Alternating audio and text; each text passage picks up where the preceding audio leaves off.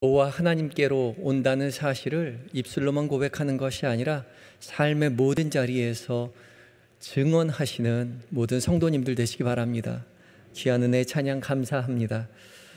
오늘 이 시간 하나님의 말씀 앞에 선 우리 모두에게 성령 하나님 우리 각자에게 빛을 비춰주셔서 그냥 지식의 말씀이 아니라 살아계신 하나님의 음성으로 들려주게 하시는 은혜가 우리 모두에게 있기를 원합니다. 오늘 본문 이제 예수님께서 고향으로 가셔서 말씀을 전하시고 그때에 많은 사람들에게 배척을 받으셨다라는 이야기들과 그리고 또 예수님이 둘씩 제자를 파송하는 두 가지 이야기가 오늘 본문에 수록되어 있습니다. 오늘 1절 말씀에 예수님께서 거기를 떠나사 고향으로 가시니 그렇게 나와 있습니다. 거기를 떠나사, 거기가 어디죠? 앞에 보면 됩니다. 절 보면 안 돼요. 성경책을 보셔야죠.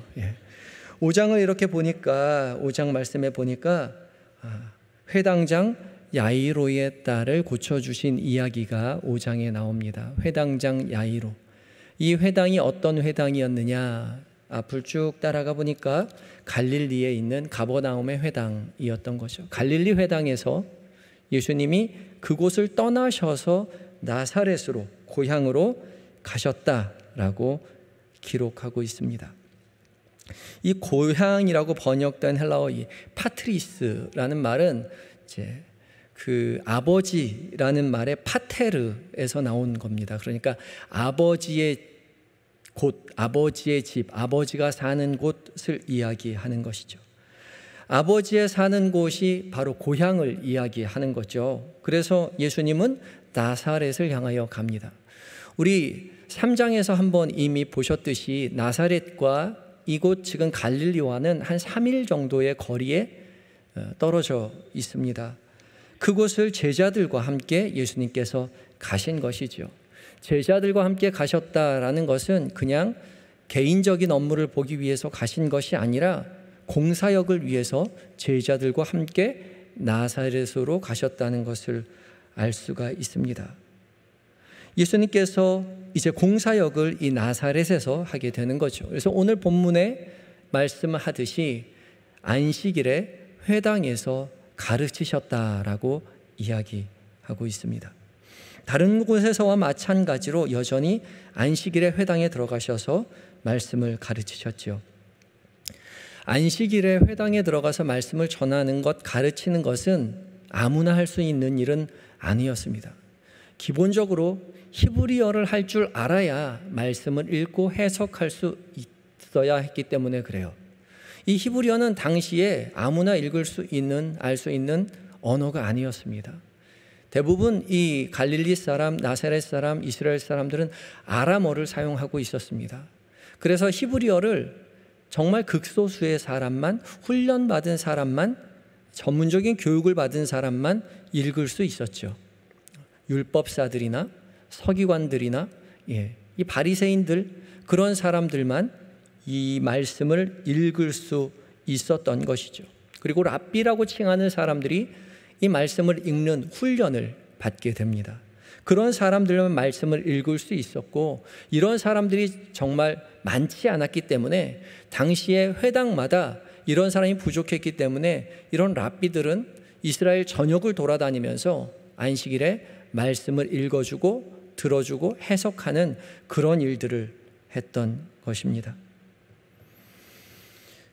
예수님께서 이렇게 회당에 가서 안식일의 말씀을 읽는 것은, 그래 해석하는 것은 당시 안식일에 항상 회당에서 이루어지는 중점적인 일 중에 하나였습니다.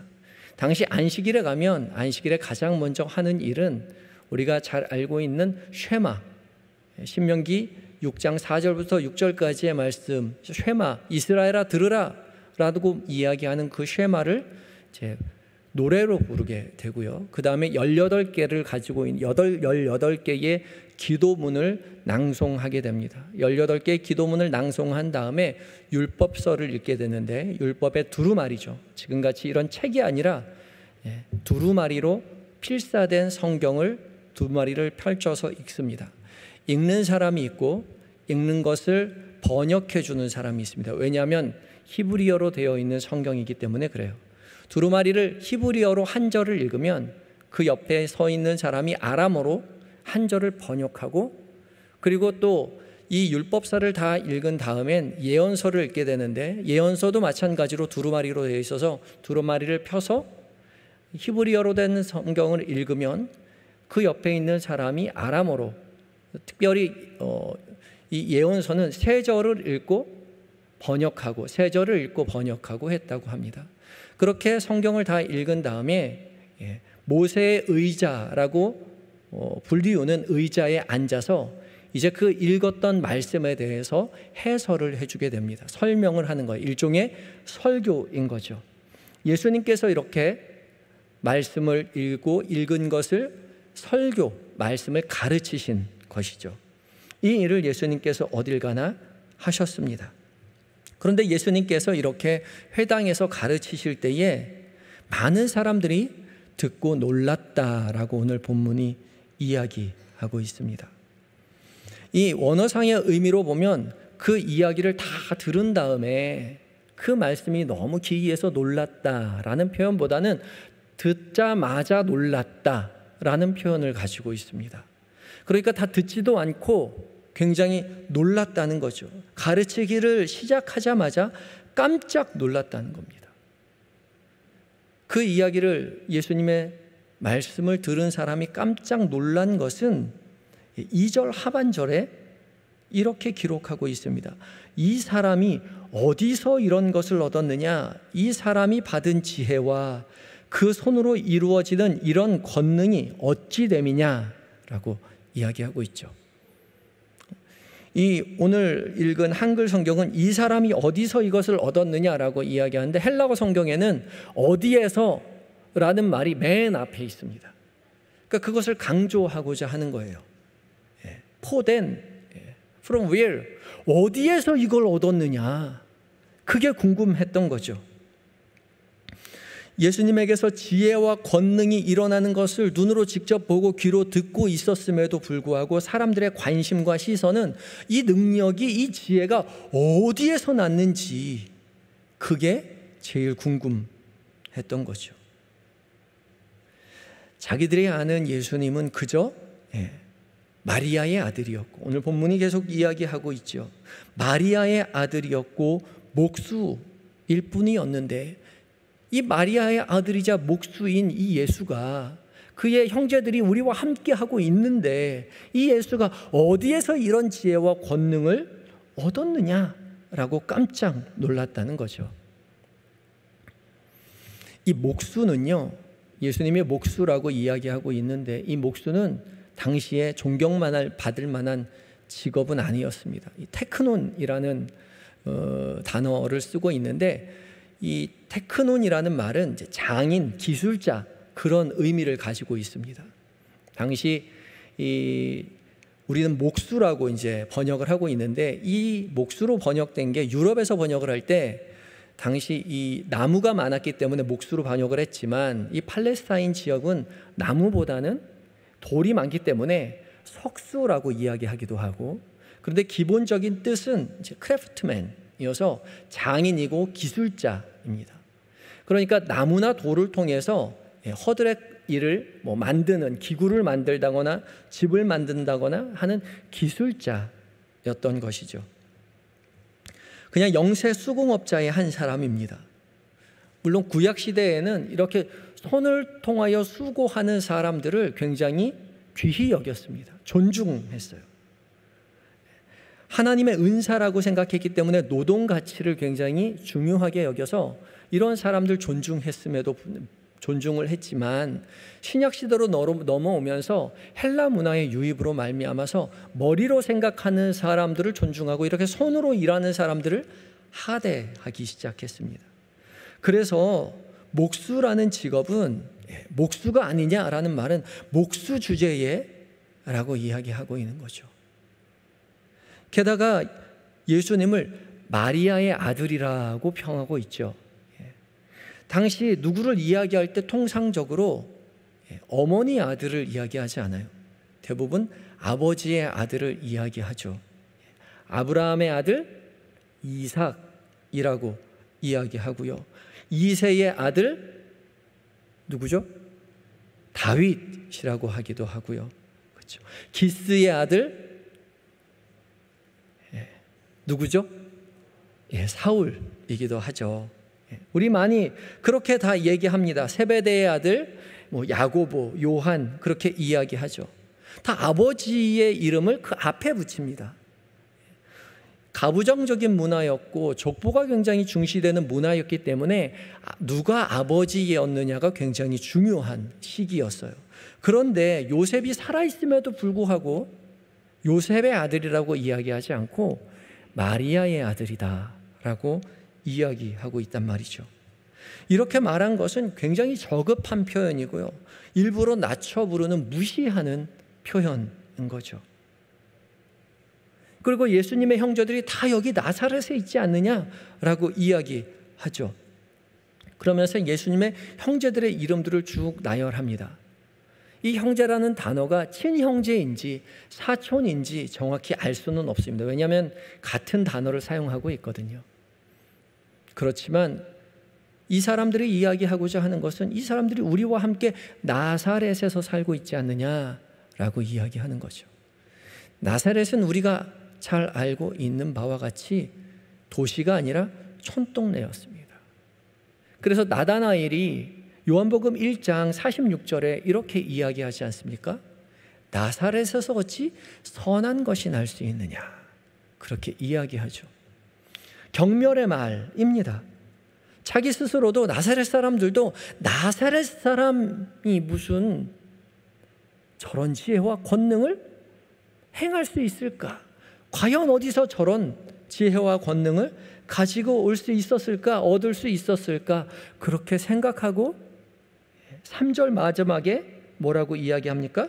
예수님을 배척했다라고 이야기합니다. 예수님을 배척했다. 이 배척했다라는 말은 길 가운데 걸려 넘어지게 한다라는 거예요. 돌멩이 같은 걸 놓아서 걸려서 넘어지게 한다는 거죠. 걸림돌이 되고 실족하게 하는 것입니다. 이 사람들은 예수님을 실족하게 했을 뿐, 실망하게 했을 뿐만 아니라 스스로도 걸림돌이 되어서 하나님의 아들이신 예수님을 그저 나사렛의 사람, 그저 목수의 아들, 마리아의 아들, 그렇게 이해하고 말았던 거죠. 자신들의 편견에 사로잡혀서 하나님의 구원하심이 눈앞에 펼쳐지고 있는데, 하늘의 지혜가 자신들에게 들려지고 있는데, 하나님의 권능이 지금 눈앞에서 펼쳐지고 있는데 그것을 다 무시하고 있었다는 거죠. 오늘 본문은 예수님께서 말씀을 가르치셨다라고 이야기하지만 오늘 계속되는 본문 가운데 권능이라는 이야기를 하죠. 권능을 보았습니다. 이 권능, 2절 마지막 절에 그 손으로 이루어지는 이런 권능이 어찌 됨이냐, 직접 치유를 행하셨다는 거죠. 5절에도 소수의 병자에게 안수하여 고쳤다라고 이야기하고 있거든요. 그러니까 예수님께서 안식일에 말씀을 증거하셨을 뿐만 아니라, 하나님의 말씀을 전파하셨을 뿐만 아니라 병자의 손을 뻗어서 병자에게 손을 뻗어서 고쳐주셨던 것이죠. 하나님의 권능이 그 자리에 임하였음에도 불구하고, 이 권능이라는 단어를 쓰고 있음에도 불구하고요, 이 권능이라는 엑수시아는 존재, 지위로부터 나오는 힘입니다. 하나님의 능력으로 이 예수가 하나님의 권능을 행하였음에도 불구하고 이 사람들의 눈에는 그것이 하나님의 권능으로 보여지지 않았다는 거예요. 걸림돌이 되었다는 거죠. 왜요? 편견이 있었거든요. 나사렛 사람이고 목수이고 또 마리아의 아들이라는 그 사실이 자신의 눈을 가리우게 하였습니다. 정말 안타깝습니다. 눈앞에 하나님의 영광이 드러나고 있는데 자신의 편견 때문에 스스로 배척하고 걸려 넘어지고 있는 거죠. 자기 편견에 걸려 넘어지고 있는 이 나사렛 사람들을 바라보면서 사실은 우리 스스로를 돌아보게 됩니다. 하나님의 지혜의 말씀과 권능의 이야기가 사실은 2000년 전 나사렛뿐만 아니라 21세기를 살아가는 우리의 삶의 모든 삶의 자리에 하나님의 살아계신 말씀과 하나님의 워미하신 능력들이 드러나고 있어요. 그런데 우리가 보려 하지 않고 들으려 하지 않는다는 거죠. 하늘이 하나님의 영광을 선포하잖아요. 이 푸른 하늘이 얼마나 하나님께서 아름답게 창조하셨는지를 자랑하고 있잖아요. 부는 바람이 하나님을 찬양하고 있잖아요. 세상의 모든 만물은요, 하나님을 찬양하고 있어요. 하나님 앞에 영광을 돌려드리고 있어요. 그런데 유독 인간만이 그걸 모르고 있어요. 보려 하지 않고 하나님의 영광을 인정하려 하지 않는다는 거죠. 세상의 모든 피조물이 하나님을 찬양하고 있음에도 우리 인간만이 눈을 가리우고 스스로 편견에 휩싸여서 저것은 과학일 뿐이야, 저것은 물리법칙일 뿐이야, 그리고 하나님의 영광을 보려 하지 않는다는 것이죠. 또 우리는 하나님의 권능의 말씀이, 지혜의 말씀이 늘 우리의 삶 가운데 풍성하게 있는데도 불구하고 하나님의 말씀으로 들으려고 하지 않죠.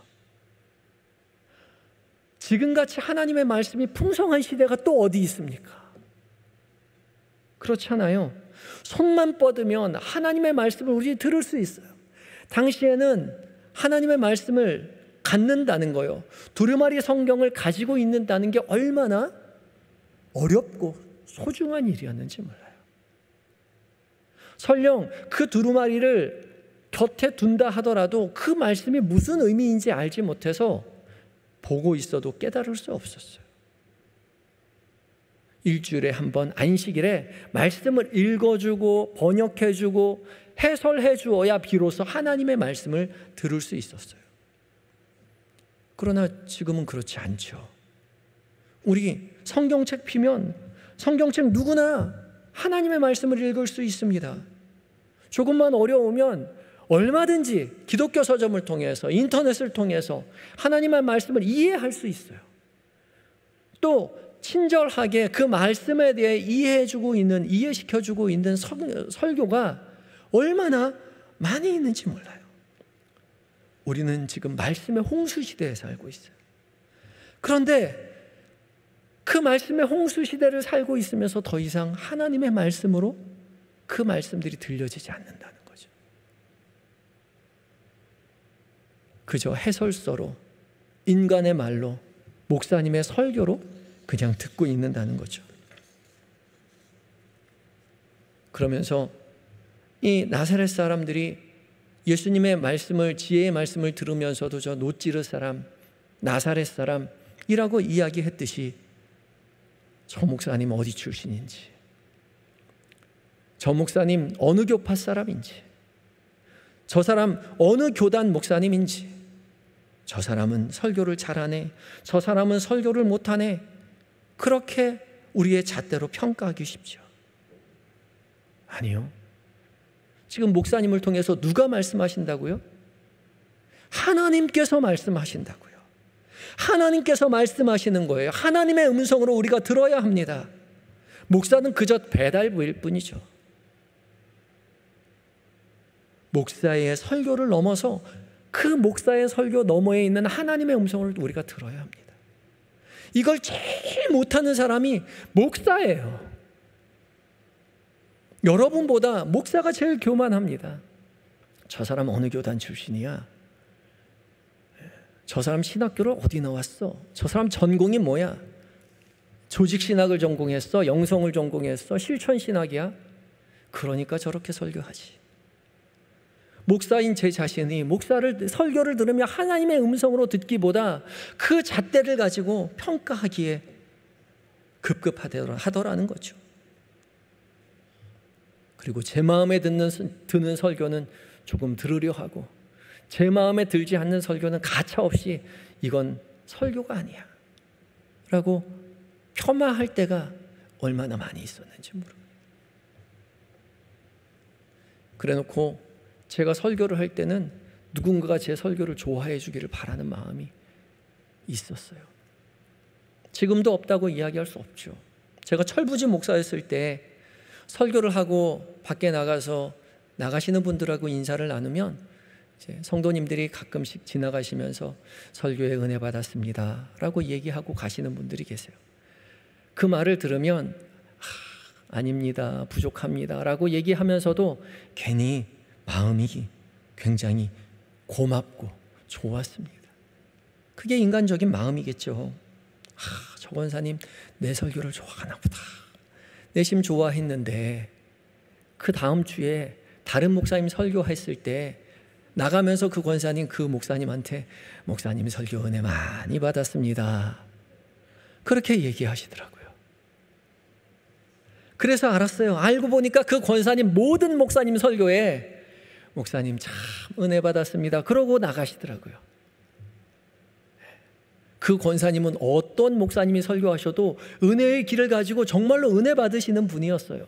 그분이 은혜로운 분이었죠. 제가 은혜롭게 설교하는 게 문제가 아니었어요. 그러고 보니까 또 제 설교를 들으면서 은혜 받지 못하시는 분은 또 어떤 분은 또 다른 목사님한테도 설교 들어도 은혜 받지 못하시는 분들이 계시더라고요. 은혜 받으시는 분은 늘 어눌한 설교도 은혜를 받고 은혜를 못 받으시는 분들은 어떠한 설교를 들어도 은혜를 못 받으세요. 왜요? 설교를 듣는 그 사람이 걸림돌을 가지고 있기 때문에 하나님의 말씀으로 들려지지 않는 것이고, 걸림돌이 없는 자들은 하나님의 말씀으로 그 음성을 듣게 되는 거죠. 무조건 무슨 설교를 들어도 다 은혜롭게 받아달라, 목사님 은혜 받았습니다 라고 얘기해달라는 게 아니에요. 그 얘기를 하고자 하는 게 아니에요. 무슨 얘기를 하고자 하는 거죠? 여러분들에게 들려지는 하나님의 음성이, 말씀이 사람의 입술을 통하여 전하여졌을지라도 하나님의 음성으로 들을 수 있는 귀가 있어야 된다는 거예요. 그 은혜가 우리에게 있어야 된다는 거죠. 사람이라는 편견을 넘어서 들려지는 모든 말씀을 하나님의 말씀으로 듣고 응답할 수 있어야 한다라고 오늘 본문이 이야기하고 있는 겁니다. 말씀의 홍수 시대에 살고 있지만 우리는 말씀의 가뭄 시대에 살고 있잖아요. 너무 많은 말씀을 들어서 도무지 은혜 받을 수 있는 말씀이 하나도 없다는 삶의 자리에 우리가 살고 있지 않아요. 하나님의 말씀을 들을 수 없는 것이 아니라, 하나님의 말씀하지 않는 것이 아니라 하나님 말씀을 우리가 들으려 하지 않는 것이죠. 우리의 걸림돌 다 내려놓고 사람의 입을 넘어서 하나님의 음성으로 들을 수 있는 귀가 우리에게 있어야 합니다. 그것을 위해 우리가 주님 앞에 간절히 간구해야 합니다. 지금도 말씀하시는 하나님의 음성에 귀 기울여야 하는 것이죠. 지금도 살아 역사하시는 하나님의 권능의 모든 손길, 하나님의 권능의 일하심에 우리의 눈을 활짝 떠서 우리 모든 만물이 주님을 찬양하듯이 우리도 주님을 찬양할 수 있어야 한다는 거죠. 모든 말씀에 하나님의 음성으로 듣고 하나님의 일하시는 모든 일들 가운데 하나님의 일하심이라고 고백할 수 있는 그러한 신앙을 통해서 우리는 비로소 하나님의 제자로, 하나님의 자녀로 살아가게 되는 것입니다. 이 일을 위해 말씀에 더욱더 귀 기울이시는 하나님의 행하신 일들에 대해서 더욱더 눈을 크게 뜨고 자세히 살피실 수 있는 은혜의 삶을 사시기 바랍니다. 오늘 이어지는 7절부터 13절까지 두 번째 사건은 예수님께서 12제자를 불러서 둘씩 파송하시는 장면입니다.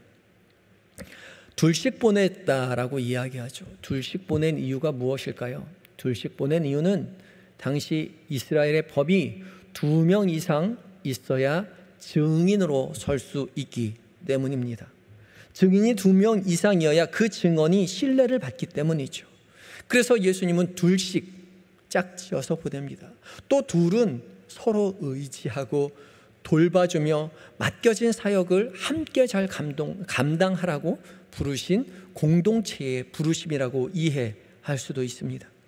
하나님은 제자들을 홀로 떠나보내신 게 아니라 공동체로 함께 부르시고 공동체로 파송하셨던 거죠.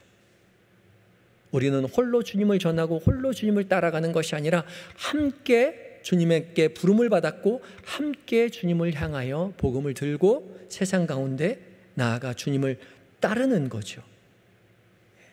그렇게 공동체로 우리는 부름을 받았습니다. 그리고 공동체로 부름받은 우리가 해야 할 일들에 대해서 8절과 9절에 이어서 자세하게 말씀하고 계십니다. 명하시되 여행을 위하여 지팡이 외에는 양식이나 배낭이나 전대의 돈이나 아무것도 가지지 말며 신만 신고 두 벌 옷도 입지 말라 하시고, 지팡이 외에 아무것도 가지지 말라고 이야기하시죠. 양식이나 배낭이나 돈이나 여벌의 옷이나 신발도 허락되지 않았습니다. 오로지 지팡이만 가질 수 있었어요. 이 지팡이는 당시 들짐승을 물리칠 때 쓰는 하나의 지팡이이지만, 우리에게 지팡이는 모세가 들고 있었던 지팡이를 생각나게 합니다. 연상시켜 주지요. 모세에게 있어서 지팡이는 하나님의 지팡이였습니다. 하나님의 인도하심, 하나님의 함께하심, 하나님의 지키심을 상징해 주는 지팡이였던 거죠. 이 지팡이만 들고, 그러니까 오직 하나님만 의지해서 그 길을 걸어가라 라고 이야기하고 있는 거죠. 다른 것 아무것도 의지하지 말고 오직 주님만 의지하라고 말씀하십니다. 이 말씀에 따라서요, 우리의 신앙의 선배들이 모든 것을 다 팔아 가난한 자에게 나누어 주고 주님을 따르겠다라고 이야기하고 그렇게 살아간 사람들이 있었습니다. 거지처럼 구걸하면서 복음을 전하던 그런 시대가 있었어요. 그런데 지금은 그렇게 하면 경찰서에 잡혀갑니다. 요즘은 그러면 안 돼요. 그런 시대가 있었고 지금은 그런 시대는 아닌 거죠. 중요한 것은 다 버리는 게 중요한 것이 아니라 지팡이만 붙잡고 있는 것이 중요합니다. 다 버리는 것이 중요한 것이 아니라 하나님만 의지하는 것이 중요하다는 거죠. 하나님만 붙드는 것이 핵심입니다. 기독교는 다 버리는 무소유의 종교가 아니에요. 불교는 무소유의 종교라고 이야기하죠. 기독교는 그렇지 않아요. 기독교는 무소유의 종교가 아니라 오직 하나님만 붙드는 하나님의 소유의 종교입니다. 만물을 창조하시고 만물을 다스리시는 오직 하나님만 믿고, 하나님께서 우리를 위해서 이 땅 가운데 보내신 예수 그리스도를 믿고 의지하여서, 성령 하나님 우리 가운데 함께 하심을 믿고 의지하여서, 삼위일체의 하나님을 오로지 믿고 의지하여서 이 땅을 넉넉하게 살아가는 것이 참된 기독교 신앙인 것이죠. 오직 하나님만 붙들고 의지하며 살아가라고 오늘 본문은 이야기하고 계시는 거죠. 오늘 하나님은 우리에게 그렇게 명령하고 계시는 것입니다. 이어서 10절에 어디를 가든지 누구의 집에 들어가거든 그곳을 떠나기까지 거기 유하라, 그렇게 말씀하시죠. 당시 이스라엘 율법 안에는 나그네를 선대하라고 말씀하셨기 때문에 누구든지 집에 찾아오는 나그네는 집 안으로 들여서 먹이고 재워야만 했습니다. 환대해야 했죠. 그래서 제자들은 어디를 가든지 집 안으로 들어가서 그 집에서 함께 먹고 머물 수 있었습니다. 다만 오늘 본문에 이야기하죠. 어느 집에 찾아갔을 때 영접하지 않는다면, 그런 집이 있다면 발 아래에 먼지를 떨어버리고 나오라고 했고요. 혹시라도 영접하여 그 집으로 들인다면 그 집의 대접이 어떠하든지 그 지역을 떠날 때까지 그 집에 유하라, 머물러 있어라 라고 이야기합니다. 이야기인 즉슨 머물기 좋은 장소, 대접을 잘 해줄 만한 집을 찾아다니지 말고 이끄시는 곳을 확신하고 그 자리에 머물러서 그 자리에서 유하면서 말씀을 전하라고 이야기하는 거죠. 우리에게 주어진 삶의 자리가 오직 하나님께서 이끌어 주신 것이라는 것을 믿고 의지해서 그 자리에 머물러서 자신의 맡겨진 바의 사명을 잘 감당해야 할 것입니다. 머물기 좋은 집, 환대받을 만한 환경, 그런 집을 찾아다니는 것이 아니라 하나님께서 나에게 이끌어 주신 집, 하나님께서 나에게 이끌어 주신 환경이라고 믿고 의지하여서 확신을 가지고 그 집에 유하라는 거죠. 그것이 제자된 삶이라고 오늘 본문이 우리에게 말씀하고 있는 거죠. 오직 주님만 의지해서 주어진 삶의 자리 안에서 기쁨으로 확신을 가지고 복음을 증거하며 살아가라고 오늘 본문이 우리에게 말씀하시고, 그 말씀을 통하여 하나님께서 우리에게 성령 하나님을 통하여서 살아계신 하나님의 말씀으로 들려주고 계신 것이죠. 이것을 위해 우리가 모두가 부름받았습니다. 오직 주님만 의지하고 지팡이를 잡고 가듯이 오직 주님만을 의지하고 나에게 주어진 삶의 모든 자리가 주께서 이끌어 주신 자리라는 것을 확신하고 삶이 어떠하든지 간에 주님만 믿고 의지하며 믿음으로 복음을 증거하며 살아갈 때 비로소 우리는 그 삶의 자리에서 예수 그리스도의 참된 제자로 살게 될 것입니다. 그것을 하나님께서 우리에게 명령하고 계시고 그 일을 위해서 성령 하나님께서 우리를 도와주시겠다라고 말씀하고 계십니다. 제자로 부르신 것에 감사하고 또 제자로 보내신 주님께 열심을 다하여 응답하면서 우리의 삶 가운데 하나님의 나라를 이루어 가시는 우리 모든 한영교회 성도님들이 되시기를 바랍니다. 다 같이 기도하시겠습니다. 사랑의 하나님, 하나님께서